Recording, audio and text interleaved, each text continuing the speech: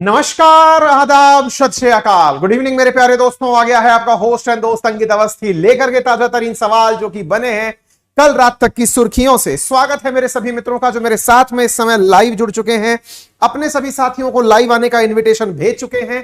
Pen paper हाथ में है, इंडिया और वर्ल्ड का मैप साथ में है। शुरुआत करते हैं आज के सेशन की और जानना शुरू करते हैं क्या कुछ खास है आज के सेशन में।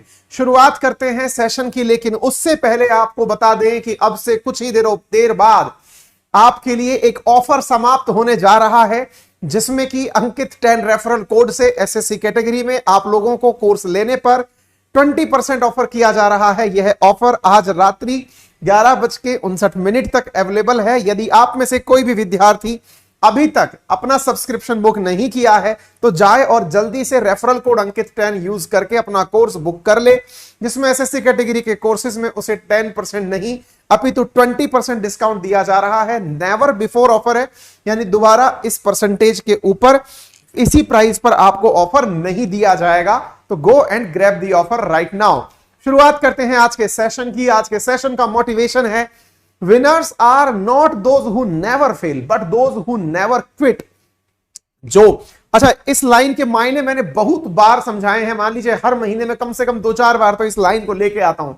विनर वो नहीं होता जो कि जीत करके दम लेता है, विनर वो होता है जो कि असल मायने में हार कर भी पीछा नहीं छोड़ता है, लगे रहता है। सामान्यतया होता यह है कि हम इसी विचारधारा को मान करके किसी एक ही एग्जाम की तैयारी में कई सालों तक लगे रहते हैं, 2 साल, 4 साल, 5 साल, और कई बार तो जब तक ओवरेज नहीं हो जाते तब तक हम उस एग्जाम की प्रिपरेशन में लगे होते हैं। वास्तविकता यूं है मेरे प्यारे साथियों कि आप एग्जाम से किनारा कब करें यह भी आपको पता होना चाहिए। यदि आपने गत वर्ष में और इस वर्ष में एग्जाम देने पर कोई भी अंतर महसूस नहीं किया, आपके मार्क्स के अंदर कोई परिवर्तन अंतर नोटिस नहीं हुआ, तो आपको निश्चित ही प्रिपरेशन छोड़ देनी चाहिए। यदि 1 साल की मेहनत के बाद भी आपकी रैंक इंप्रूव नहीं हो रही है, आपकी पूरी 1 साल जाने के बावजूद भी आपके किसी भी प्रकार के नंबरों में परिवर्तन नहीं आ रहा है, तो क्विट कर देना चाहिए। यही समझदारी है। उम्मीद है कि आप इस मैसेज को सकारात्मक रूप से लेंगे और शुरू करेंगे आज के सेशन को। जल्दी से, एक बार जल्दी से शुरू कर दीजिए। मेरे साथ में उपस्थित हो चुके हैं नमन, आयुषी, बंटी, शिवांगी, डोंगी बाबा, डेविड, अनुकूल, सुधांशु, प्रदीप, सुधीर, हर्ष, राहुल, तिपांत, अरुण, सुशील। सभी साथियों को वेरी गुड इवनिंग। जल्दी से सेशन को शेयर कर दीजिए, सभी साथियों को लाइव आने का इनविटेशन भेज दीजिए और जानना शुरू करिए क्या कुछ घटित हो रहा है पूरी दुनिया के अंदर। मेरे प्यारे साथियों, अखियों से गोली मारे या फिर भारत पर डोरी डाले, ये लाइनें एक साथ राइमिंग जैसी लगती हैं। आजकल भारत जो है वो उस फेज में पहुंच गया। अच्छा चलो मैं इसको ना दूसरे तरीके से समझाता हूं। कई बार आप लोगों ने देखा होगा कि श्रीलंका, बांग्लादेश, नेपाल, भूटान, ये वो देश हैं जिनके ऊपर भारत दबा के पैसा खर्च करता है। क्यों? क्योंकि चीन भी इनके ऊपर खर्च करके अपने साथ इन्हें लेना चाहता है। मालदीव, मॉरिशस, ये वो छोटे छोटे देश हैं जिन्हें हम चाहते हैं कि ये कैसे भी करके बस हमारे साथ बने रहें, हमारे भारत के पक्ष में बने रहें, अपने साथ चीन को जुड़ने ना दें। अच्छा, और कई बार हमें बहुत फ्रस्ट्रेशन आता है ये देख करके कि यार सर गजब देश हैं ये, हैं अनाज भारत सबसे ज्यादा बांग्लादेश को भेजता है, लेकिन बांग्लादेश वाले चीन के साथ में फ्री व्यापार करते हैं। ऐसे ही भारत पूरा की पूरा नेपाल को सामान जो है वो अपनी तरफ से अपने रास्ते होके भेजता है, लेकिन साहब चीन के साथ आजकल व्यापार के लिए नए रास्ते खोल लिए हैं। गजब का फ्रस्ट्रेशन आता होगा आप सब में। ऐसा ही फ्रस्ट्रेशन जो है ना अमेरिका को आता है इंडिया को देख करके। जिस प्रकार से अपन देखते हैं ना कि भाई श्रीलंका जो है उसको हमने इतना कुछ किया, लेकिन फिर भी जाकर के बैठेगा चीन की गोदी में ही। मालदीव हो, कोई सा भी देश हो, हम सब सारे छोटे देशों को देख के फ्रस्ट्रेट हो रहे होते हैं। हमने इतना पैसा इनको दे दिया, लेकिन जाकर के इनको बैठना वही है।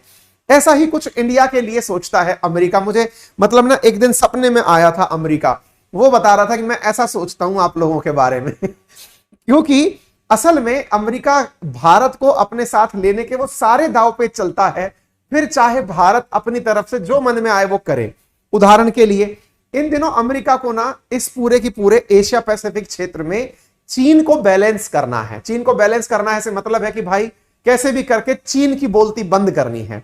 लेकिन चीन की बोलती बंद करने में वो कामयाब नहीं हो पा रहा है। क्यों कामयाब नहीं हो पा रहा है?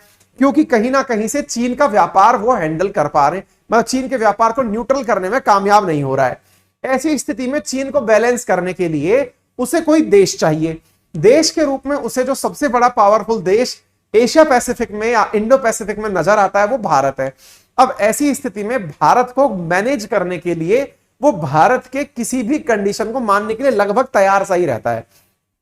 हालिया में यानी हाल ही में कुछ ऐसा ही हुआ है। अमेरिका जो कि यह जानता है कि भारत ने इस रूस यूक्रेन क्राइसिस में किसी भी प्रकार से रूस के खिलाफ बोलने में कोई भी इनिशिएटिव ही नहीं लिया कि नहीं बोलेंगे तो नहीं बोलेंगे। क्यों नहीं बोलेंगे? हमारे अपने स्वार्थ हैं। हमने रूस के खिलाफ कुछ नहीं बोला। अमेरिका बहुत फ्रस्ट्रेट भी हुआ, कई प्रकार से हमारे ऊपर दबाव भी बनाए गए, लेकिन हम नहीं माने। फाइनली अमेरिका ने हमसे कहा कि ठीक है, हम मानते हैं कि तुम्हारा पुराना मित्र है, हम अब चाहते हैं कि आपको उससे भी ज्यादा प्यार, इज्जत और वैल्यू दें। अगर ऐसा कुछ मिले तो क्या पता आप रशिया को छोड़ के हमारे साथ मित्रता कर लो। ऐसी ही ऑफरिंग इन दिनों निकल कर आ रही है। हम उसी विषय वस्तु की तरफ लौट रहे हैं। हालत यह है कि भारत ने अमेरिका की लाचारी का इतना गजब तरीके से फायदा उठाया कि उसने जहां पूरे समय पर 1% हम तेल मंगाया करते थे अपनी पूरी ऊर्जा आवश्यकता का रशिया से, मैंने परसों ही आपको पढ़ाया है कि भारत ने रूस से तेल मंगवाना जो है वो टोटल जो हम इंपोर्ट करते हैं तेल, उसमें रूस चौथे नंबर पर पहुंच चुका है 10वें नंबर से। यानी हमने इन दिनों रूस को गजब तरीके से यूज में लिया है। मतलब एक प्रकार से अमेरिका का हमने कोई भय नहीं रखा। कारण क्योंकि हमें यह पता था कि अब हमारी उस जगह पर बत्ती फंस गई है, कोटी फंस गई है कि अमेरिका हमें काउंटर कर नहीं सकता, उसे हमको साथ लेके चलना ही पड़ेगा। अब इतनी भाषणबाजी क्यों दी गई? असल में भाषणबाजी इसलिए दी गई क्योंकि हाल ही में एक मीडिया रिपोर्ट से बात निकलकर बाहर आई कि अमेरिका जो है वो इंडिया को डिफेंस पार्टनरशिप के रूप में $500 मिलियन की मदद देना चाहता है। ये देखिए, एक प्रकार से यूं समझिए कि ये मदद जो है ये किसी प्रकार का कोई लोन नहीं है, ना ही किसी प्रकार की कोई हथियार की मतलब बिक्री है, कुछ नहीं। बस यूं ही कि सुनिए, मैं आपके लिए कुछ पैसे लेकर आया हूं, हम थोड़े खुश हैं आपसे। अब देखिए, पैसा जो है ना, ये सबकी लाचारी होता ही है। समटाइम्स जो हमारे घर पे रिश्तेदार आते हैं, जब वो जा रहे होते हैं और हमारे पैर छूने पर अपनी जेब से निकाल के 500 का नोट टिका देते हैं, अपने दिमाग में थोड़ी वैल्यू बढ़ जाती है। लेकिन एक भाई साहब आते हैं जो 2000 का नोट टिका देते हैं, उनके लिए तो एकदम वैल्यू ऊपर चली जाती है। अमेरिका कुछ वैसा ही कर रहा है। इंडिया को, जो कि इस समय रशिया के फेवर में बैठा हुआ है, उसको अपने साथ लेने के लिए ऑफर किया है $500 मिलियन की। ये तो हम बस यूं आप रखिए, मतलब कहां यूज करोगे हम नहीं पूछेंगे। अच्छा, आपको पता है कुछ दिनों पहले अमेरिका ने नेपाल को $500 मिलियन का मिलेनियम डेवलपमेंट के हिसाब से कुछ पैसा दिया था, जिसकी इतनी सारी शर्तें ला दी गई थी नेपाल को जब पैसा दिया गया था। इंडिया को तो टिप के रूप में दिया गया कि बस आप तो अपने पास रखिए, इस पैसे को दिया जाने का प्लान बन रहा है। आपको मैं बता दूं, अमेरिका दुनिया में अपने पक्ष में लोगों को करने के लिए अपने पैसे का गजब उपयोग करता है। साल के हिसाब से लगभग $3 बिलियन वो इजराइल को देता है कि तुम ऐश करो, बस जाओ। आपको पता है, पहले इसी प्रकार का कारनामा अमेरिका पाकिस्तान के साथ करता था। पाकिस्तान को साल के हिसाब से मिलियंस में पैसे मिलते थे, क्योंकि अमेरिका चाहता था कि अफगानिस्तान के मामले में पाकिस्तान जो है वो अमेरिका का साथ दे। ये वही घटना है जिसके चलते हुए ओसामा बिन लादेन को पाकिस्तान में पकड़ा गया था, क्योंकि अमेरिका पाकिस्तान में किसी भी समय आ सकने की और जा सकने की इजाजत रखता था। लेकिन अफगानिस्तान से अमेरिका की वापसी हो चुकी है। अमेरिका के लिए पाकिस्तान अब किसी काम का बचा नहीं है। ऐसी स्थिति में अब उसका असल दुश्मन चीन है। उसको बैलेंस करने के लिए वो पाकिस्तान में इन्वेस्टमेंट के मूड में नहीं है, वो भारत को पैसे देके अपने पक्ष में लेने के लिए कोशिश कर रहा है। उसी के चलते न्यूज निकल के आ रही है कि ये हमें $500 मिलियन का मदद देना चाहता है। मुसीबत यह है कि ये जो $500 मिलियन का हमें पैसा देना चाहता है, इससे हमारा कुछ भी नहीं होता। हमारे जो रक्षा बजट हैं वो इससे बहुत आगे के हैं। यानी कि अगर हम बात करें रशिया से आर्म्स की परचेज करने की, तो उनकी वैल्यू बिलियंस में है। हम S-400 खरीदते हैं तो बिलियंस ऑफ डॉलर में उसकी वैल्यू देते हैं। यानी इंडिया की जो आवश्यकताएं हैं उसमें ऊंट के मुंह में जीरे समान है 500 मिलियन डॉलर। हमारे लिए बहुत बड़ी रकम नहीं है ये, लेकिन ये दे रहा है तो आप इसे टिप समझ के रख लो कि बस खुश कर रहा हूं। लेकिन आप पूछेंगे कि इसकी वैल्यू को क्यों तवज्जो दी जाए। असल में क्या हुआ, भारत सरकार ने कुछ दिनों पहले यह कहा था कि हम रूस से ही सारा सामान खरीदें। यह जरूरी नहीं है। क्यों नहीं है? असल में भारत जितने भी अपने वेपन परचेज करता है उसमें से रशिया से हमारा जो परचेज है वो 2017 से 21 के बीच में 46% रशिया से था। ऐसी स्थिति में यूएसए मात्र 12% था। भारत ने अपनी तरफ से एक इशारा दिया। क्या इशारा दिया? कि हम नहीं चाहते कि भारत अपने सारे वेपन एक ही देश से परचेज करे। हम अपने वेपन में डाइवर्सिफिकेशन यानी विविधता लाना चाहते हैं। दुनिया का अगर कोई और देश भी आकर अगर हमें अपने वेपन बेचता है तो उसका स्वागत रहेगा। यानी हम केवल यही नहीं चाहते, तो डाइवर्सिटी जो है सप्लायर्स में हम चाहते हैं। ऐसा कहते ही अमेरिका की जीभ लपलपा गई। उसे लगा कि यार ये तो काम बनता हुआ दिख रहा है, क्योंकि इंडिया इशारे कर रहा है कि अगर आप लोग भी आए तो आपको भी फुल इज्जत दी जाएगी। इस बात को अमेरिका ने रिकॉग्नाइज किया और 18 मई की ही खबर है कि इंडिया जो है वो अपने डाइवर्सिफाई करने के चलते हुए रशियन वेपन का अल्टरनेट तलाशने के लिए अमेरिका कोशिश करना शुरू कर दिया। मतलब इंपॉर्टेंट क्या है, देखिए हमारे साथ में रशिया के साथ जुड़ने की एक बहुत बड़ी वजह है। वजह क्या है कि रशिया के साथ हमारे वेपन परचेज करना केवल इसलिए नहीं कि हमें रशियन वेपन चलाना अच्छा लगता है कि सस्ता आता है। मुद्दा यह है कि आप वहां से एक बार सामान ले चुके, अगर आप अब अपनी भविष्य के सामान को वहां से नहीं लेंगे तो पुराना सामान आपके लिए यूजलेस हो जाएगा। उदाहरण के लिए मैंने कुछ ही दिनों पहले आपको एक न्यूज पढ़ाई थी जिसमें मैंने बताया था कि भारत ने रशिया के साथ $35,000 $35,000 करोड़ की, ये देखिए आपको याद होगा, एक डील अटक गई थी भारत की रूस के साथ। मैंने कुछ ही दिनों पहले पढ़ाया है, ये 10 दिन पहले पढ़ाया है। इसका मतलब क्या था, क्यों अटक गई है? हमारे पास में क्या कोई विमान नहीं था? क्या था? सुखोई था। असल में मुद्दा यह था कि भारत के जो सुखोई हैं उनकी सर्विसिंग या उनमें कुछ नई टेक्नोलॉजी ऐड करने के लिए हमें रशिया की मदद चाहिए थी। अब वो मदद नहीं मिलने के कारण वो डील अटकी हुई है, क्योंकि रशिया युद्ध में उलझा हुआ है। सुखोई बनाने वाली कंपनी अभी खुद के ही देश के ऑर्डर फुलफिल कर रही है। ऐसी स्थिति में भारत ने अपनी आवश्यकताओं को पूरा ना होते हुए देखते 48 Mi-17 की खरीद कैंसिल कर दी थी। ये मैंने महीने भर पहले पढ़ाया था आपको। तो इसका मतलब यह है कि भारत रूस से नाराज नहीं है, भारत की लेकिन अपनी खुद की भी जरूरतें हैं। अगर रूस खुद से ही युद्ध में उलझा रहेगा तो भारत उनकी पूर्ति कहां से करेगा? ऐसी स्थिति में भारत का यह जो स्टेटमेंट आया कि alternative to Russian weapon to expensive, क्योंकि हम लोग इसका अल्टरनेट तलाश लें। लेकिन सोच के देखो, हम सुखोई का अल्टरनेट जो है वो वहां का F-16 या F-35 समझ भी लें कि चलो अमेरिका वालों से ले लेंगे, लेकिन जो सुखोई हमारे पास हैं उनकी सर्विसिंग अगर रशिया ने बंद कर दी तो हमारे लिए तो जो ऑलरेडी रखे हुए हैं वो ढेर हो जाएंगे मिट्टी का। तो ऐसी स्थिति के अंदर हमारे लिए उनको रिप्लेस करना एक बहुत महंगा सौदा है, ये अमेरिका खुद भी मानता है। ऐसी स्थिति में अमेरिका केवल इतना कर रहा है कि इंडिया को फाइनेंशियल बेनिफिट देकर के यह दिखाने का प्रयास कर रहा है कि आप लोग यदि अमेरिका को एज ए ऑप्शन तैयार करते हैं भविष्य के लिए तो हमें खुशी होगी।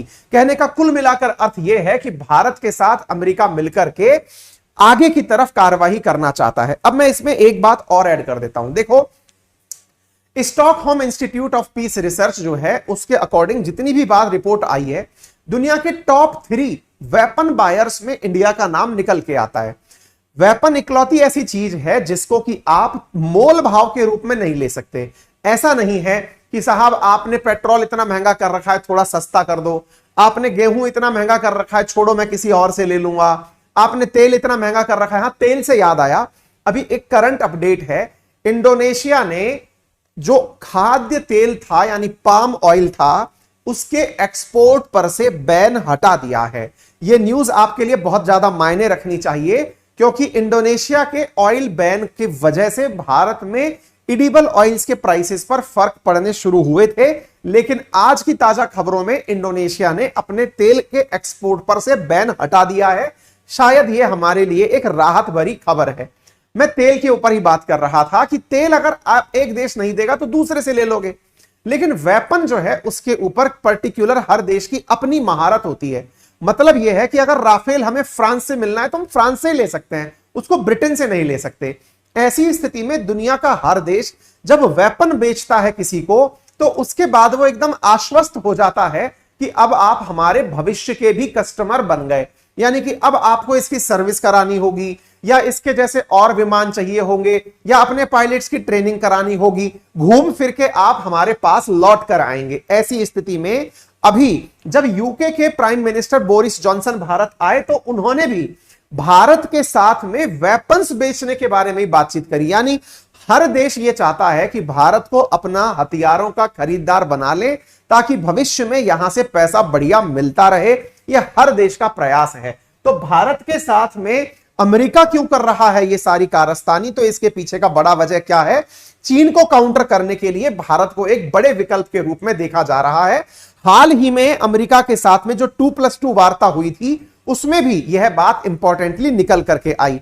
दुनिया भर में दुनिया के 2020 के आंकड़े हैं। 2020 तक अमेरिका के द्वारा दुनिया के देशों को जो पैसा दिया जाता था, किस काम के लिए? उनकी रक्षा मदद के लिए। आप उससे अंदाजा लगा सकते हैं। हालांकि इस लिस्ट में से अब अफगानिस्तान गायब हो गया है, ये 2022 चल रहा है, लेकिन 2020 का मैं एक डेटा दिखा रहा हूं कि अमेरिका द्वारा कितना पैसा दुनिया भर के देशों को दिया जाता था उनकी मदद करने के लिए। ठीक है ना? फिलहाल के लिए इस जानकारी को आप इतना ही समझें।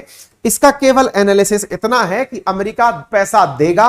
अभी ये न्यूज के अंदर चल रही मतलब खबर है, कोई ऑफिशियल अनाउंसमेंट नहीं है। ये केवल ऊंट के मुंह में जीरा है, लेकिन जीरा भी मसाले का काम करता है। ऐसी स्थिति में भारत के मन में अमेरिका के प्रति जो भी शक संदेह हैं वो शायद दूर हो जाएं और अमेरिका को भारत अपने लिए एक सकारात्मक देश के रूप में समझ ले। परिणाम उसका यह निकले कि भारत का आने वाला समय सही है। सही इसलिए है कि भारत के एक हाथ में रूस है, एक हाथ में अमेरिका है। अब बस देखने की देरी यह है कि जब पाकिस्तान बर्बाद हो लेगा तो चीन के भी हाथ में भारत ही होगा। मुझे उस दिन का इंतजार है जिस समय चीन भी भारत को इसलिए अपने साथ रखना चाहेगा क्योंकि इस समय दुनिया का हर देश भारत में अपना पोटेंशियल तलाश रहा है। आने वाला समय चीन भी भारत के साथ रिश्ते सामान्य करेगा, मुझे ऐसा प्रतीत होता है। एनीवे, उम्मीद है आपको जानकारी समझ में आ रही हो। अगर आ रही हो तो सेशन को शेयर करना, लाइक करना बिल्कुल ना छोड़े, दबादम शेयर करते चलें। अखिलेश कुमार ने लिखा अमेरिका बहुत चालाक है। बिल्कुल सही कह रहे हैं। विवेक विद्यार्थी कह रहे हैं कि सर अब फूड ऑयल सस्ता हो जाएगा क्या? बिल्कुल मिथिलेश शर्मा, मुद्दा यह है कि तेल सस्ता हो जाएगा, लेकिन परेशानी क्या है कि हमारे अब जो इंपोर्टर्स हैं ना, वो जब महंगा तेल खरीदते हैं तो महंगाई तो हम पर ट्रांसफर कर देते हैं, लेकिन जब सस्ता तेल खरीदते हैं तो सस्ताई हम पर ट्रांसफर नहीं करते हैं। वो सस्ताई को बहुत देर बाद ट्रांसफर करेंगे। उदाहरण के रूप में मैं आपको बताऊं, अपना अभी हम रशिया से तेल परचेज कर रहे थे। रशिया से तेल परचेज कर रहे हैं, हमें $70 प्रति बैरल के हिसाब से मिल रहा है, लेकिन हम अपना पेट्रोल और डीजल आसमान तक छुआते हुए ले जा रहे हैं। हम चाहते तो हम सस्ते तेल को भी अपने आम उपभोक्ता तक पहुंचा सकते थे। यह हमारे ट्रेडर्स के द्वारा नहीं किया जाता। इसी के अंदर एक न्यूज पढ़ रहा था मैं कि इस दौरान ये जो अभी रशिया यूक्रेन का क्राइसिस चल रहा है, इस दौरान भारत की जो तेल कंपनी है, Indian oil corporation, Hindustan petroleum, इन्होंने अपना मुनाफा हजारों करोड़ रुपया बुक कर लिया है। यानी इन्हें इतना ज्यादा बेनिफिट हुआ है क्योंकि महंगाई को ये हम पर ट्रांसफर कर देते हैं, लेकिन जब सस्ता तेल परचेज करते हैं तो हमको पैसा नहीं देते हैं। ठीक है ना? उम्मीद है कि एक मतलब ये बात समझ में आ गई होगी।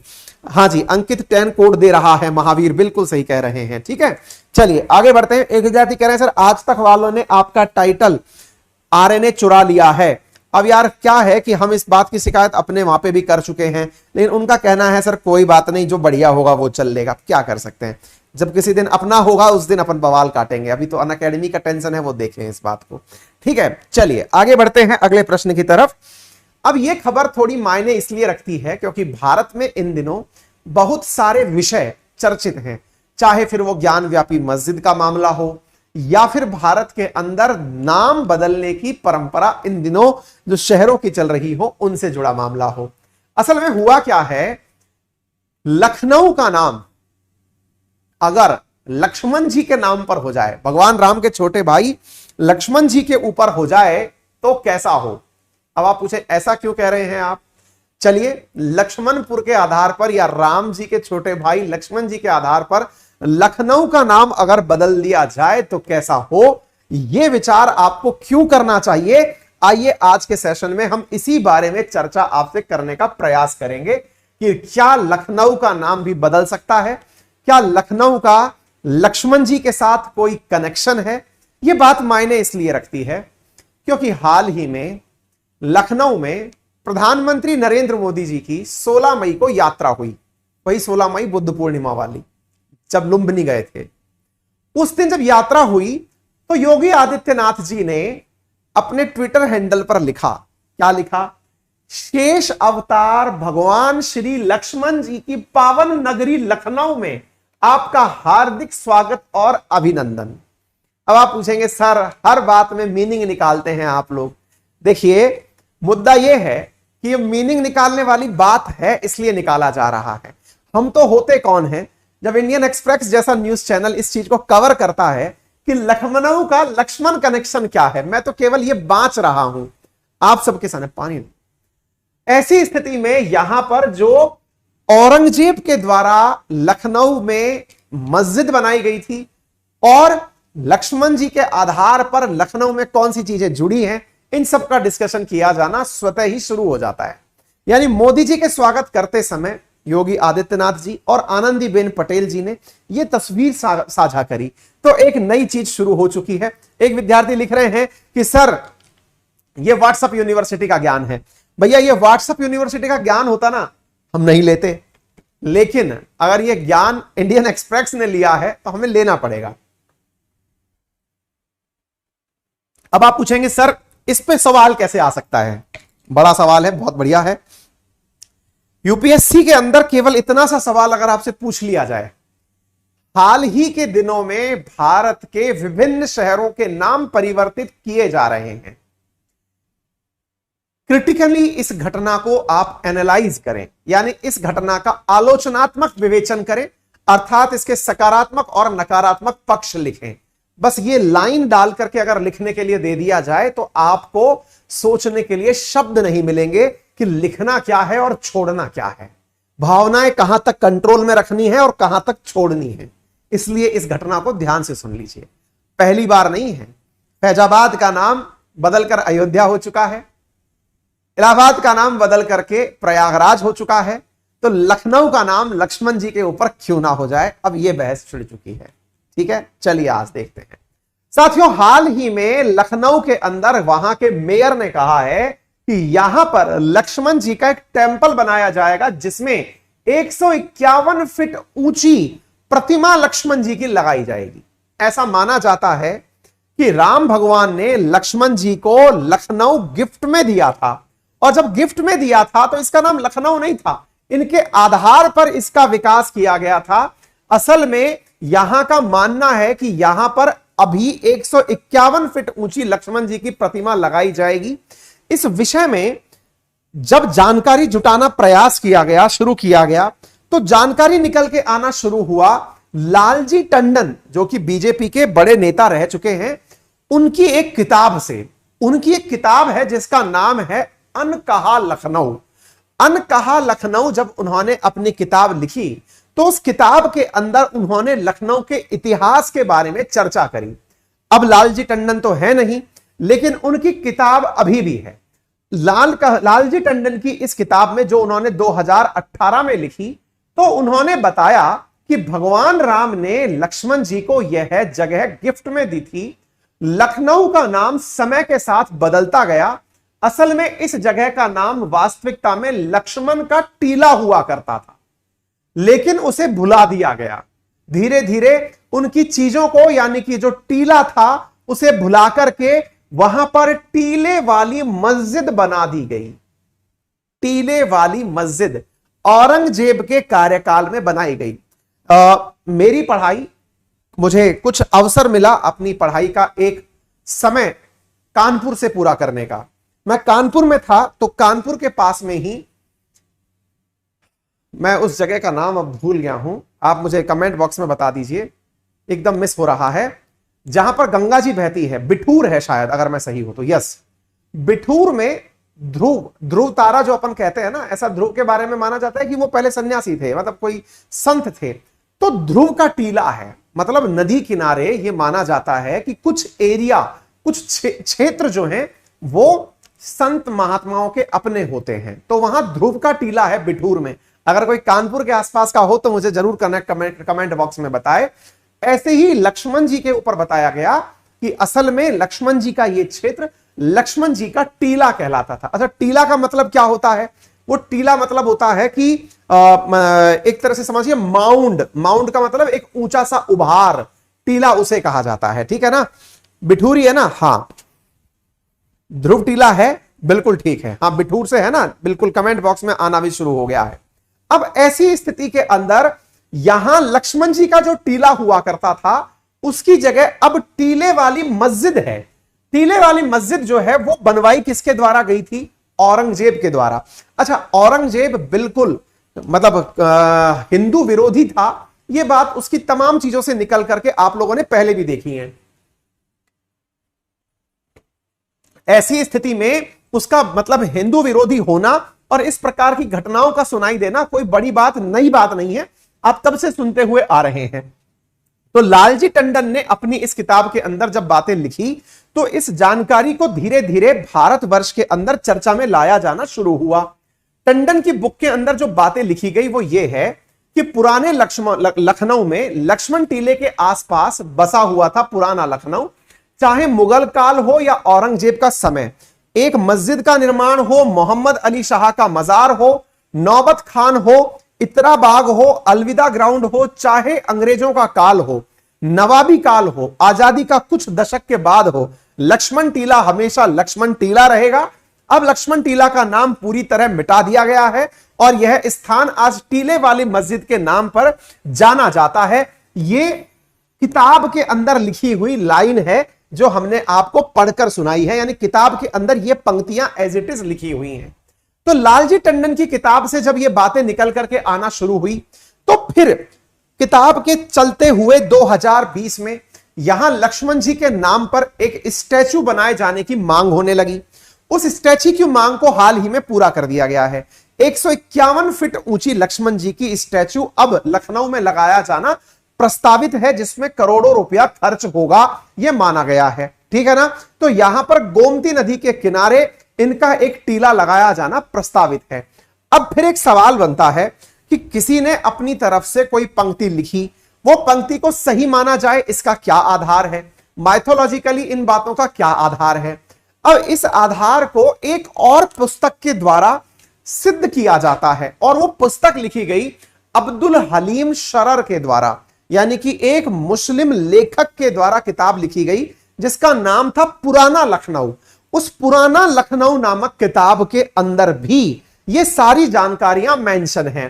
पुराना लखनऊ के अंदर हिस्टोरियन हलीम शरार ने लिखा कि हालांकि कोई नहीं जानता कि हु एस्टैब्लिश्ड द सिटी, यानी लखनऊ का इतिहास क्या है ये कोई नहीं जानता कि लखनऊ को किसने स्थापित किया। यानी लखनऊ, जैसे हर शहर के पीछे कोई स्टोरी होती है कि इस राजा ने इसको बसाया, लखनऊ को किसने बसाया इसके बारे में कोई इतिहास में जानकारी नहीं है।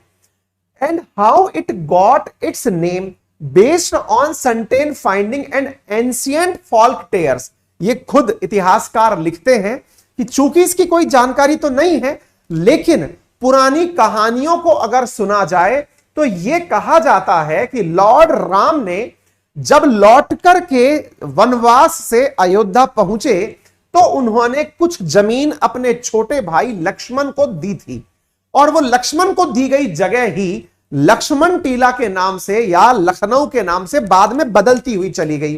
उन्होंने कहा कि यह जगह पहले लक्ष्मण के नाम पर लक्ष्मणपुर के नाम से जानी गई, उसके बाद में यह टीला जो है वो लक्ष्मण टीला के नाम से प्रसिद्ध हुआ।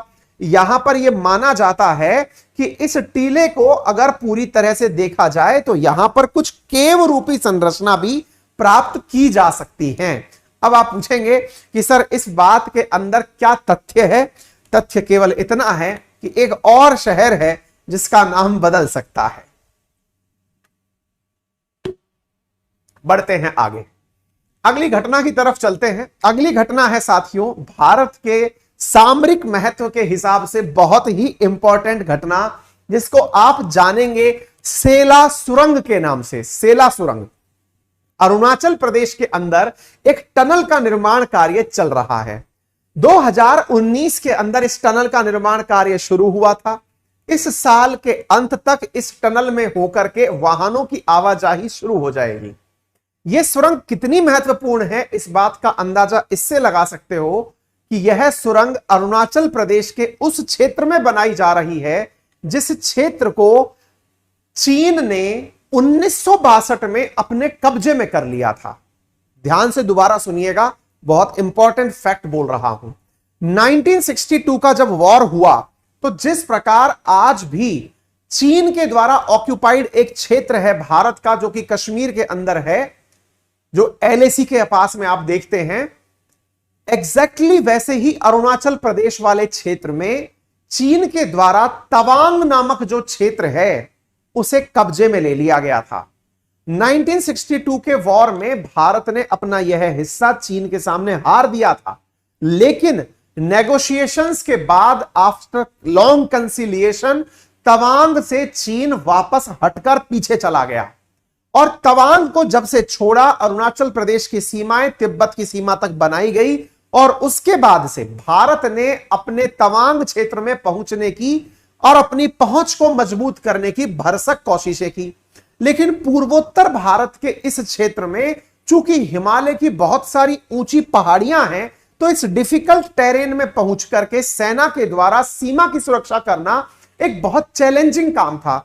ऐसी स्थिति में वर्ष 2019 में तवांग तक पहुंचने के लिए, वेस्ट कामेंग से तवांग तक पहुंचने के लिए सेला टॉप की ठंड से बचते हुए, वहां की बर्फ से बचते हुए, वहां पर एक सुरंग का निर्माण 2019 में फाउंडेशन स्टोन के माध्यम से शुरू किया गया, जो कि इस साल पूरा हो जाएगा। यदि ऐसा होता है तो भारत चीन की सीमा, जो कि अरुणाचल प्रदेश के तवांग तक जा रही है, वहां पर किसी भी समय अपनी सेना को पहुंचाने में कामयाब हो जाएगा। चलिए, तो इंपॉर्टेंट जानकारी ना केवल इतनी है कि भारत के लिए यह घटना कितनी महत्वपूर्ण है, अपितु भारत की सीमा सुरक्षा, भारत के विकास कार्य, बॉर्डर रोड ऑर्गेनाइजेशन की उपलब्धि, इन सब के अंदर सेला टनल का महत्व जबरदस्त है। तो चलिए समझते हैं क्या है सेना टनल का महत्व भारत के स्ट्रेटेजिक इंपॉर्टेंस के हिसाब से। साथियों, जैसा कि आप सभी को मालूम है कि सेला टनल जो है वो हिमालय के, पूर्वोत्तर हिमालय के उन पहाड़ियों के बीच में है। अच्छा, आप में से बहुत सारे छात्र ऐसे हैं जिन्होंने कभी हिमालय की यात्रा नहीं की होगी। I am very much sure, क्योंकि अधिकांश जो प्लेन में रहने वाले छात्र हैं उन्होंने हो सकता है कि कोई पहाड़ या पर्वत देखा हो। पहाड़ या पर्वत देख करके आपको लगता है कि ये जो पहाड़ दिख रहा है इसे बस क्रॉस करेंगे तो दूसरी तरफ फिर से साधारण जमीन चली आएगी। हिमालय के केस में ऐसा नहीं है। हिमालय असल में हिमालयन रेंजेस में बना हुआ है। आज रात्रि 12 बजे से मेरी यात्रा शुरू होने वाली है हिमालयन रेंजेस की। मैं कश्मीर जा रहा हूं। अगर सब कुछ सही रहा तो आपको कुछ वीडियोस के माध्यम से वहां की चीजें भी दिखाऊंगा, कैमरे के माध्यम से आप तक पहुंचाने का प्रयास करूंगा। कश्मीर की अपनी यात्रा आज रात को 12 बजे से शुरू हो रही है। तो मुद्दा क्या है, आपकी क्लास खत्म करते ही बस वाहन पकड़ के निकलना है। तो मुद्दा क्या है साथियों, कश्मीर की पहाड़ियों को मैं कोशिश करूंगा कि आपके सामने ना ऊपर से कैमरे के माध्यम से व्यू दिखाऊं। आपको बताऊंगा कि होता क्या है कि कश्मीर की पहाड़ियां एक पहाड़ी नहीं है। मतलब ऐसा नहीं है कि आपने कोई एक पहाड़ देखा, मान लीजिए ये एक पहाड़ देखा, इधर से निकले और इधर क्रॉस कर गए, ऐसा नहीं है। नंबर ऑफ माउंटेन्स हैं, किलोमीटर्स में पहाड़ियां हैं। मतलब ये एक पहाड़ी, फिर एक पहाड़ी, फिर एक पहाड़ी, फिर एक पहाड़ी। मतलब आप एक प्लेन से दूसरे प्लेन की तरफ अगर आप जा रहे हैं तो जाते समय आपको हो सकता है 200 किलोमीटर तक पहाड़ ही पहाड़ दिखाई दे। एक पर चढ़े फिर उतरे, फिर एक पर चढ़े फिर उतरे, फिर एक पर चढ़े फिर उतरे, छोटी मोटी पहाड़ियां। तो ऐसी स्थिति में होता क्या है, हम लोग जो प्लेनर क्षेत्र में रहते हैं ना, जैसे हम लोग अरावली के पास रहने वाले लोग हैं, है ना, मेरे अलवर शहर से, जयपुर शहर से अरावली माउंटेन रेंजेस गुजर रही हैं। तो होता क्या कि वो एक सिंपल पहाड़ी है, इधर से देखिए तो प्लेन है, ऊपर चढ़े दूसरी तरफ उतर जाइए, खत्म हो गया। हम लोगों ने इतना ही पहाड़ या पर्वत देखा है। उदयपुर साइड में थोड़ा चौड़ा ज्यादा है, विस्तार ज्यादा है, तो वहां 2-3 पहाड़ियां एक साथ दिख जाती हैं। लेकिन अगर आप हिमालयन रेंजेस को देखेंगे ना, तो ये मल्टीपल रेंजेस हैं। ऐसी स्थिति में होता क्या है, हम सबको बहुत आसान लगता है कि बस बॉर्डर पर क्यों नहीं हमारी सेना पूरे टाइम मुस्तैदी से खड़ी रह जाती है। असल में इसलिए नहीं रह पाती है क्योंकि इन रेंजेस में इतने उतार चढ़ाव, ऊंचे नीचे क्षेत्र हैं कि यदि आप प्रत्येक पेड़ के पास में एक सैनिक खड़ा करें तो भी शायद सुरक्षा कॉम्प्रोमाइज हो जाए, क्योंकि इतने ज्यादा अप्स एंड डाउन्स यहां पर प्रेजेंट हैं। ठीक है, उम्मीद है कि आप इस बात को थोड़ा सा महसूस करेंगे। बाकी मैं कोशिश करूंगा कि आपको इस तरह के दृश्य में दिखा पाऊं। तो अभी क्या है कि देखिए, ये वाली जो जगह आप देख रहे हैं ना, यहां पर है सेला। ये तवांग नामक जिला है अरुणाचल प्रदेश का, वेस्ट कामेंग से लेकर तवांग के बीच में। असल में क्या है, जो तिब्बत वाला क्षेत्र है ना, तिब्बत वाला जो क्षेत्र है, यहां पर चीन क्या मानता है कि जो तवांग है, यहां पर भी बौद्ध बहुत मात्रा में पाए जाते हैं। तो तिब्बत के अंदर चीन का मानना यह है कि तवांग भी उसी का है। पहले 1962 के युद्ध में तवांग पर भी चीन ने कब्जा कर लिया था, लेकिन बाद में पीछे हट गया। अब भारत क्या चाहता है कि यहां पर हमारी रीच पूरे टाइम बनी रहे। इसी कारण से हम वेस्ट कामेंग को तवांग से जोड़ने वाले जो रास्ते हैं, उनमें 13,000 फीट की ऊंचाई पर ब्लास्ट करके टनल का निर्माण कर रहे हैं। यानी कि एक पहाड़ी, उसके अंदर ब्लास्ट करके रोड मैप बना रहे हैं ताकि हम वेस्ट कामेंग से तवांग तक पहुंच सके। इस प्रकार से दिन रात कार्यक्रम चल रहा है। अब यह इतनी ऊंचाई पर, 13,000 फीट की ऊंचाई पर, यह सेला पास नामक स्थान पर यह जगह बन रही है। तो किस जगह को जोड़ने वाली है?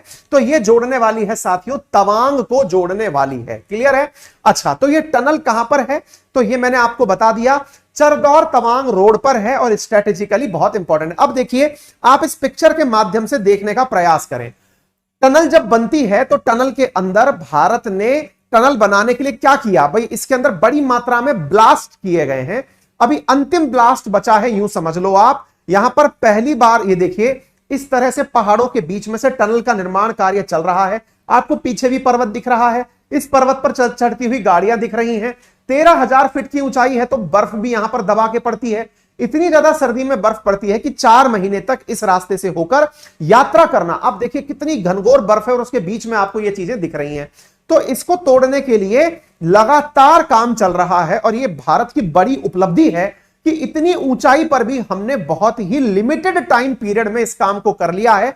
लगभग 1 किलोमीटर लंबी टनल हमने ऐसी मशीनों के माध्यम से दिन रात कार्य करके स्ट्रेटेजिकल इंपॉर्टेंस के आधार पर बनाई है। इसकी कीमत लगभग 800 करोड़ रुपए आंकी गई है इसके बनने में, इस प्रकार के कार्य। अब देखिए, ये डिफिकल्ट टेरेन को आप देख सकते हैं, किस प्रकार की पहाड़ियों से होकर आप ये जो पहाड़ियां देख रहे हैं, इससे वेस्ट कामेंग से होकर के आप ये पहाड़ियों को इस प्रकार से, ये देखिए, ये पहाड़ियों को आप देख सकते हैं किस तरह से यहां की पहाड़ियां होती हैं। इन पहाड़ियों के बीचों बीच से होकर के रास्तों का, यानी कि इस टनल का निर्माण कार्य चल रहा है। ठीक है ना? तो उम्मीद है आपको यह बात समझ में आ जाएगी। यहां पर 2 प्रकार की टनल बन रही है, एक 980 मीटर की टनल है, एक 1280 मीटर की टनल है, जिसका निर्माण कार्य यहां पर किया जा रहा है। तो आप यहां पर देख सकते हैं किस प्रकार से टनल का निर्माण कार्य दिन रात बहुत तेजी से चल रहा है। ठीक है ना? तो आप देख सकते हैं कि यहां पर जो टनल 1 है उसका तो 2021 में ही कार्यक्रम पूरा हो गया। अब टनल 2 का कार्य चल रहा है। 1.5 किलोमीटर की दूसरी टनल 2 है और उससे पहले मतलब जो 980 मीटर के आसपास की पहली टनल है। 13,700 फीट की ऊंचाई पर इसको बनाया जा रहा है। ये इंपॉर्टेंट क्यों है, ये मैंने अब आपको पूरी तरह समझा दिया, क्योंकि चीन के साथ हमारे बॉर्डर्स जो हैं वो बहुत अच्छे से मैनेज यहां पर हो जाएंगे। ठीक है, चलिए आगे बढ़ते हैं अगली चीजों की तरफ, और हम आगे की तरफ बढ़ते हैं और वहां पर पहुंचने का प्रयास करते हैं। ठीक है, चलिए आगे बढ़ते हैं मेरे प्यारे साथियों। यहां पर भारत के उड़ीसा जगन्नाथपुरी, वहां पर इस समय जगन्नाथपुरी हेरिटेज कॉरिडोर का निर्माण चल रहा है। जगन्नाथपुरी हेरिटेज कॉरिडोर के निर्माण के चलते हाल ही में कुछ कंट्रोवर्सी निकल कर आई है। आइए विस्तार से चर्चा करते हैं जगन्नाथपुरी से क्या कंट्रोवर्सी जुड़कर आई है, आपको यहां पर जुड़ते समय कौन से तथ्य पता होने चाहिए जगन्नाथपुरी के बारे में, आइए हम आपके सामने इसको रखने का प्रयास करते हैं। जगन्नाथपुरी कॉरिडोर परियोजना वर्ष 2019 के अंदर शुरू की गई थी। वर्ष के अंदर न्यूज क्या है अब मैं आपको वो बताना चाहता हूं। इस हेरिटेज कॉरिडोर प्रोजेक्ट के विस्तार के साथ साथ बहुत सारी लिटिगेशंस, बहुत सारे आरोप पत्र दायर किए गए हैं कि यह कार्य बीच में ही रोक दिया जाए। ठीक है ना, क्लियर है? तो इस बारे में आपको आज के सेशन के अंदर हम पूरी बात समझाने का प्रयास करते हैं। ठीक है, आइए तो यहां पर क्या है इसके बारे में आप थोड़ा सा समझने का प्रयास करिए कि यहां पर why ASI stand on Puri heritage corridor construction has put BJP loggerhead, क्या कहानी चल रही है, आइए मैं आपको विस्तार से बताने का प्रयास करता हूं, इसको समझे। लेकिन उससे पहले मैं आपको बता दूं जगन्नाथपुरी टेंपल के बारे में कि क्या क्या टेंपल है और किस लिए खास रूप से जाना जाता है। उड़ीसा के पुरी के अंदर जगन्नाथ टेंपल स्थित है। भगवान विष्णु का यह टेंपल है। इसे 4 धाम यात्राओं में से एक यात्रा माना जाता है। याद रखने की बात यह है, यह कलिंग आर्किटेक्चर का टेंपल है। इसको बनाने वाले व्यक्ति का नाम इंद्रयुम्न था। 1161 में बनकर के यह तैयार हुआ था। अब चर्चा क्या है उसके बारे में थोड़ा सा जान लीजिए साथियों। असल में 800 करोड़ रुपए खर्च करके augmentation of basic amenity and development of heritage architecture scheme के माध्यम से पुरी को एक वर्ल्ड क्लास हेरिटेज सिटी बनाने की परियोजना वर्ष 2019 में 800 करोड़ रुपए में लॉन्च की गई। ध्यान से समझिएगा, एक स्कीम जिसका नाम है अबाधा स्कीम, बाधा, लेकिन इसी में बाधा आ गई। अबाधा स्कीम का मतलब क्या था?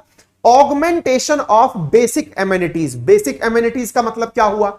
जैसे कहीं पर भी, जैसे आपने अभी देखा होगा केदारनाथ, बद्रीनाथ का भी अगर आप मंदिर का प्रारूप इस समय देखते हैं तो मंदिर के चारों तरफ सुविधा गृह बना दिए गए हैं। सुविधा गृह का मतलब क्या है कि आप भाई इतनी ऊंचाई पर पहुंचे तो वहां पर आपके लिए विश्राम गृह भी हो, स्नानागार भी हो, शौचालय भी हो, शॉप भी हो, आपकी हॉस्पिटल भी हो, आपकी आवश्यकता के अनुरूप चीजें वहां पर डेवलप हो।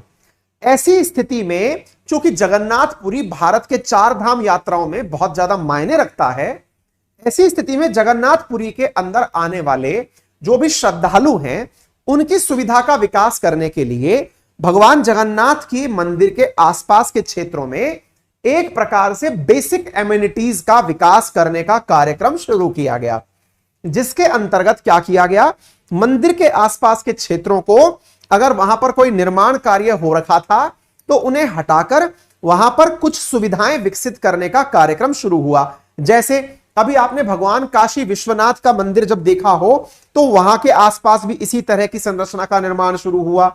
ऐसे ही बद्रीनाथ केदारनाथ के केस में आपने सुना, ऐसे ही यहां पर निर्माण कार्य शुरू हुआ।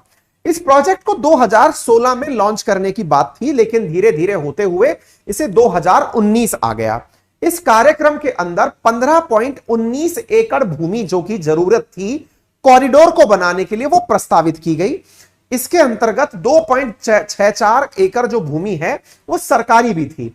यहां पर 399 प्राइवेट घरों को हटाया गया, यानी कि जमीन के ऊपर अगर व्यवस्थाएं विकसित करनी है तो मंदिर के आसपास के जो क्षेत्र हैं उन्हें खाली कराना पड़ेगा, जिस प्रकार से बनारस यानी कि काशी के अंदर किया गया बाबा विश्वनाथ के मंदिर के आसपास कॉरिडोर बनाने के लिए, बिल्कुल वैसे ही यहां पर भी कार्यक्रम शुरू किए गए और कोशिश की गई कि यहां पर सारी आवश्यक एमिनिटीज को विकसित कर दिया जाए। लेकिन हुआ क्या? अब हुआ क्या कि इस पूरे कार्यक्रम को बकायदा सिद्ध करके 800 करोड़ के खर्चे से बनाना शुरू किया गया। इस कार्यक्रम का नाम अबाधा नामक कार्यक्रम रखा गया और इसके पहले फेज में 265 करोड़ रुपए भाजपा सरकार और उड़ीसा सरकार जो है ना, उन्होंने मिलकर के इस पर खर्च करने शुरू भी कर दिए। लेकिन अब होता क्या है कि जब इस कार्यक्रम को शुरू किया गया तो एक कानून इसके आड़े आ गया। कौन सा कानून आड़े आ गया? किस कारण से सारी बातें बिगड़ गई? असल में भारत के अंदर ऑलरेडी एक कानून कार्य करता है जिसका नाम क्या है?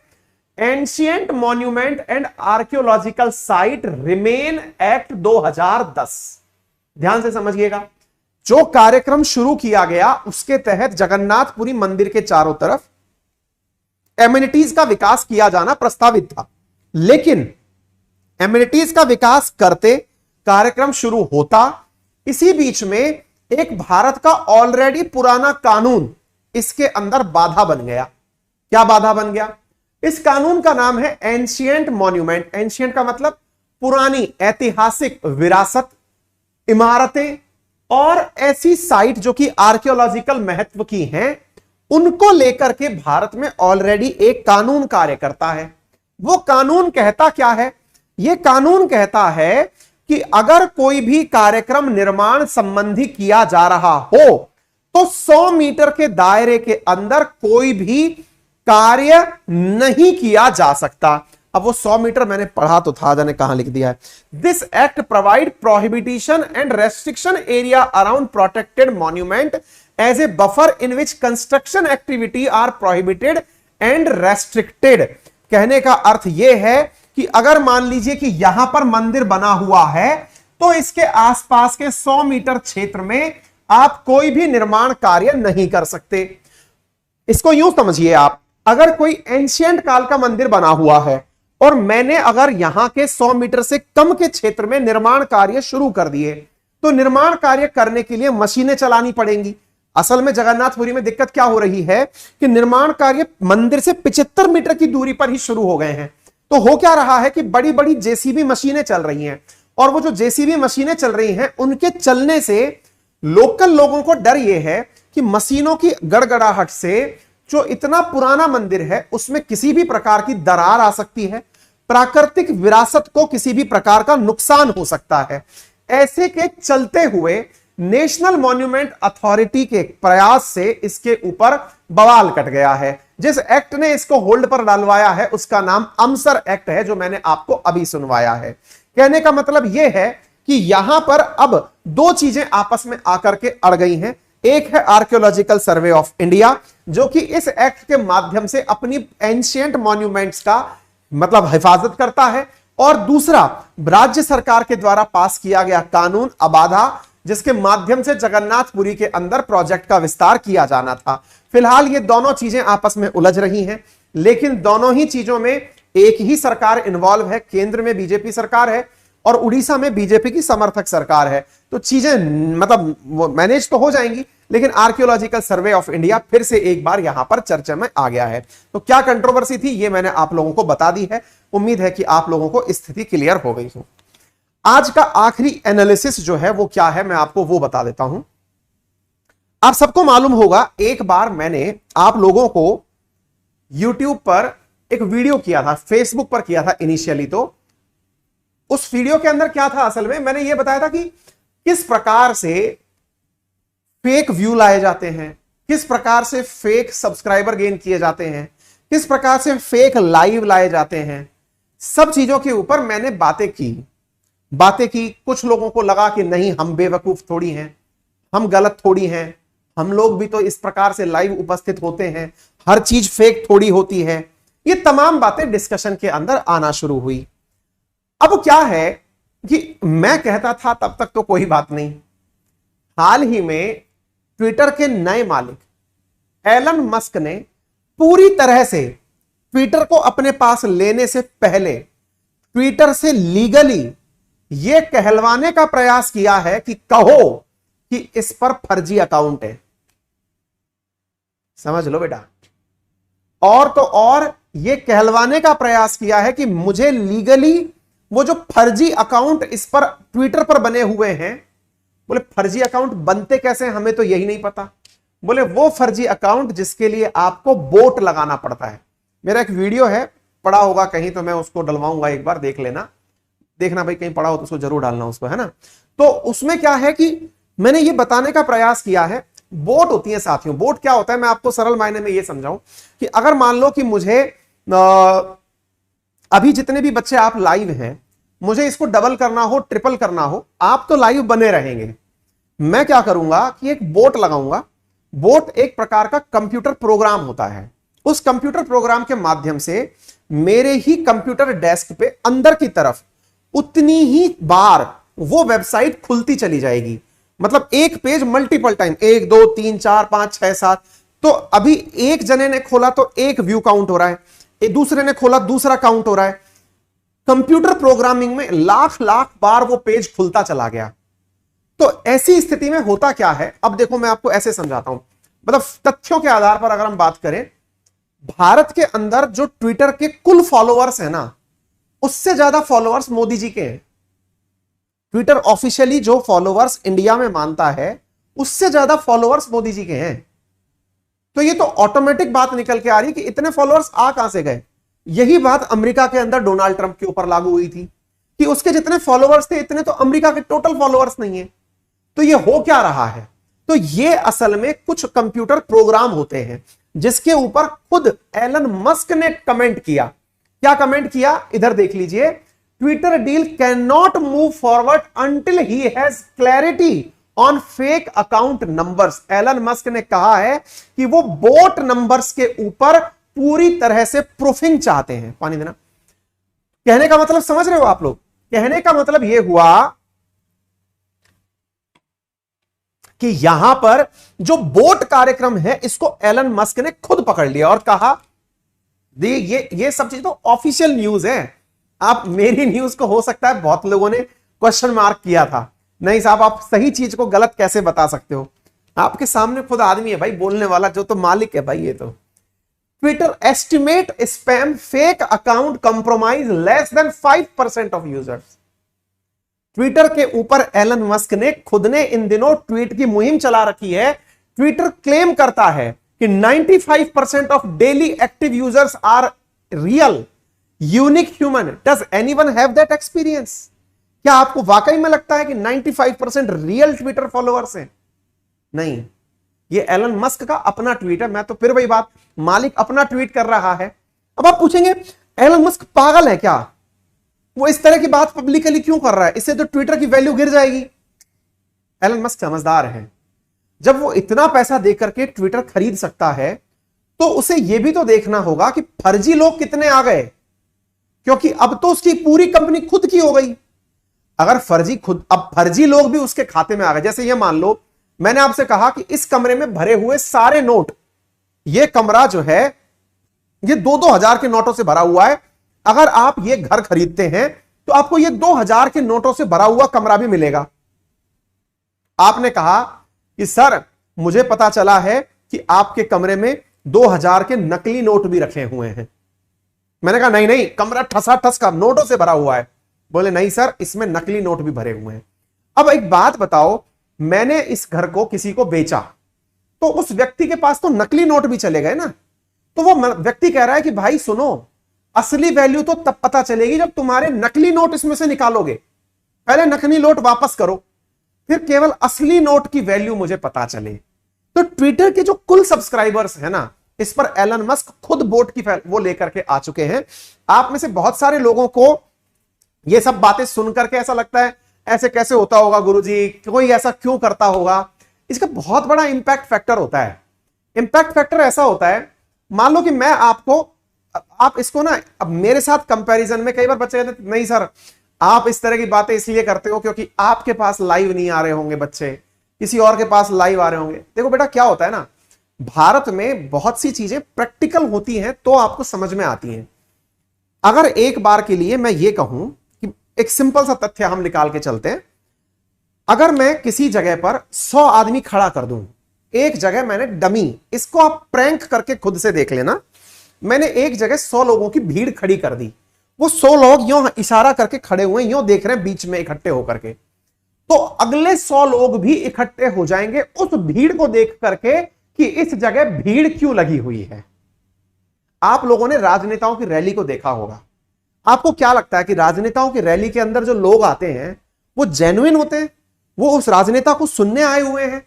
वो व्यक्ति जो कि एक दिन का रोजगार करने जाता तो 350 रुपए से लेके 500 रुपए मजदूरी में लेके आता, वो देश के मुद्दों पर उस राजनेता को सुनने आया है, अपनी रोजी रोटी छोड़कर, अपनी दिहाड़ी छोड़कर नहीं। उसको आश्वासन दिया गया है कि आज की दिहाड़ी मिलेगी, आज का खाना मिलेगा और शहर घूम के आएगा सो अलग। वो इस लालच में आया। अब आपने किसी राजनेता की भीड़ को देखा, उसमें देखा कि यार राजनेता की भीड़ में खचाखच भीड़ भरी हुई है, तो आधी भीड़ को देख करके आधी भीड़ जेन्युइन इकट्ठी हो जाती है कि यार ऐसा क्या हो रहा है कि यहां इतनी भीड़ लगी हुई है। आई बात समझ में? मान लो कि मोदी जी का एक ट्वीट आया। अब मोदी जी का एक ट्वीट आया, उसको अगर 5000 लोगों ने लाइक किया तो बाकी और लोग तो उसको खोल के भी नहीं देखेंगे कि क्या है। लेकिन एक ट्वीट आया जिसको 5 मिलियन लोगों ने लाइक कर दिया, आधे लोग तो पागलपंती के चक्कर में खोल के देख लेंगे कि यार ऐसा क्या लिख दिया। यानी कि ये जो भीड़ तंत्र है ना, ये भीड़ से भीड़ को देख के आकर्षित होता है। ये तथ्यात्मक बातें हैं, लेकिन समझ में आने के लिए थोड़ा यहां पर ऊपरी पाले के अंदर दिमाग होना चाहिए। वो इस व्यक्ति के पास है, मेरे पास भी था, लेकिन आप लोग मानते नहीं हैं। इस व्यक्ति के पास है जो पब्लिकली अनाउंस करता है। मैं एलन मस्क नहीं हूं, मैं एक मास्टर हूं, लेकिन यदि इस व्यक्ति ने कुछ कहा है तो इसके अंदर तथ्यों को आप पकड़िए। होता क्या है, एकदम प्रैक्टिकल नोट पर चीजों को समझने का प्रयास करिए। मैं ये नहीं कहता कि किसी के ट्विटर पर, आप सोचिए कि किसी के ट्विटर पर अगर किसी के मिलियंस में लाइक हैं तो वो फर्जी सारे नहीं हैं, उसमें से फिर आप जैसे लोग रियल भी हैं, लेकिन आधे लोग एक बार फर्जी ले आया, फिर देखो आधे की भीड़ इकट्ठी हो जाएगी। यार भारत के अंदर जितने लोग लाइव आईपीएल नहीं देखते, उससे ज्यादा तो लोग कारनामे कर देते हैं। मुद्दा यह है। तो कहने का मतलब यह है, इस चीज को इसने एलन मस्क ने खुद ने अपने द्वारा इसे बहुत पब्लिकली कहा है, और इसका खुद से पढ़ के देख लीजिए कि मैंने इसको खरीद भले ही लिया हो, लेकिन 5% तो मोनेटाइजेशन पॉसिबल ही नहीं है, क्योंकि 5% लोग तो फर्जी ऑलरेडी डले हुए हैं। 20% account on Twitter are fake. फिर से कह रहा हूं, ये मैं नहीं कह रहा, एलन मस्क कह रहा है। और आपको क्या लगता है, ये बात पहले से ट्विटर को नहीं पता थी? पता थी। क्या यूट्यूब को नहीं पता है कि ऐसा फर्जीवाड़ा होता है? पता है। लेकिन अल्टीमेटली अगर फर्जीवाड़ा भी हो रहा है तो नाम तो यूट्यूब का ही हो रहा है ना। एक बात बताओ, अगर फर्जीवाड़े से किसी के ट्विटर पर फॉलोअर्स बढ़ गए, नाम किसका हुआ? ट्विटर का। यूट्यूब पर किसी के फर्जी लोग सब्सक्राइबर जुड़ गए, फर्जी लाइव आ गए, नाम किसका हुआ? यूट्यूब का। ऐसी स्थिति में यहां खुद मस्क का, फिर से ये शब्द मेरे नहीं है, एलन मस्क के हैं, that around 20% of accounts on Twitter are fake or spam account, and he is concerned that the number could be ever higher। वो ये मानता है कि इससे भी ज्यादा यहां अकाउंट फर्जी हो सकते हैं। आपको पता है रिसेंटली, अब ये बात आप लोगों को कितनी पता चले, एलन मस्क ने अपनी जान तक को थ्रेट बताया कि मुझे डर है कि मुझे मारा जा सकता है। ठीक है, ये सब चीजें मायने रखती हैं।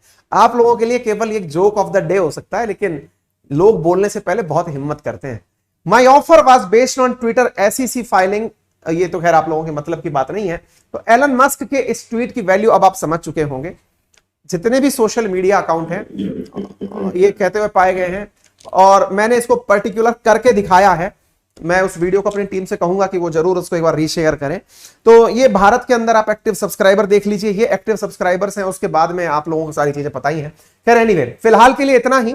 तो मैंने जैसा आप सबको बताया, एक चीज आप लोगों को पता होनी चाहिए, और वो क्या है मैं वो बता देता हूं। पहली चीज आपको यह पता होनी चाहिए कि आज रात होने में अभी कितनी देर बाकी है भाई? कितना?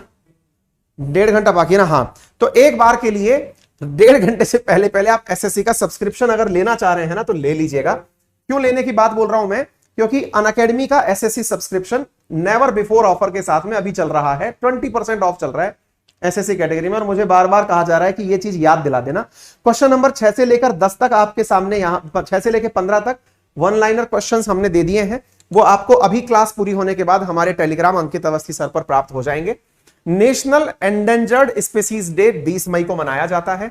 अंकित 10 का यूज करके आप अनअकैडमी पर अभी की अभी 20% डिस्काउंट प्राप्त कर सकते हैं। Go and the get subscription right now. उम्मीद है कि आप डेफिनेटली इसे ग्रैब कर लेंगे। SSC कैटेगरी के अंदर हिस्ट्री, ज्योग्राफी, पॉलिटी, इकोनॉमी मेरे साथ जुड़कर पढ़ लीजिए। मैथ्स, रीजनिंग, इंग्लिश जो है वो आप लोगों को अन्य एडुकेटर्स की एक ही कैटेगरी के अंदर प्राप्त हो जाएगी। पुरानी क्लासेस, नई क्लासेस, पुराने बैचेस, नए बैचेस, सारी बैचेस आपको मिल जाएंगे। किसी भी बैच को कितनी भी बार देखने की फैसिलिटी आपको यहां पर प्राप्त हो जाएगी। तो आपका समय शुभ हो। आज मैं यात्रा पर निकल रहा हूं, तो हो सकता है कि आपकी RNA जो है वो 1-2 दिन बाधित रहे, लेकिन इशू अगर कोई भी मुझे अच्छा मिला तो मैं उसे लेता रहूंगा।